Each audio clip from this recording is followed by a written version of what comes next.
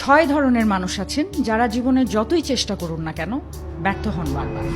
শতবার চেষ্টা করলেও নিজেদের জীবনে বড় কিছু করতে পারেন না।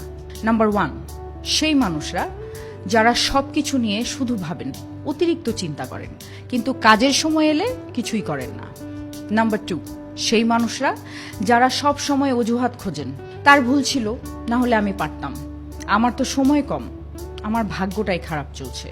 নাম্বার 3, তারা যারা সব সময় অভিযোগ করেন, আমার কাছে তো টাকা নেই, সব খারাপ জিনিস কেন আমার সাথেই ঘটে, আমি তো অনেক পরিশ্রম করি, তবু কিছু হচ্ছে না কেন। নিজেকে সব সময় ভুক্তভোগী হিসেবে দেখাতে ভালোবাসেন। আর 4th নাম্বার সেই মানুষরা যারা সব সময় অন্যদের জন্য বাঁচেন, নিজের সুখ নিয়ে ভাবেন না, তার যেন খারাপ না লাগে, তার উপকারটা আগে করি, এক্সেট্রা এক্সেট্রা। আর 5th নাম্বার তারা যারা বলেন আজ করার ইচ্ছে নেই, কাল করব, এখন সঠিক সময় নয়, পরে দেখা যাবে।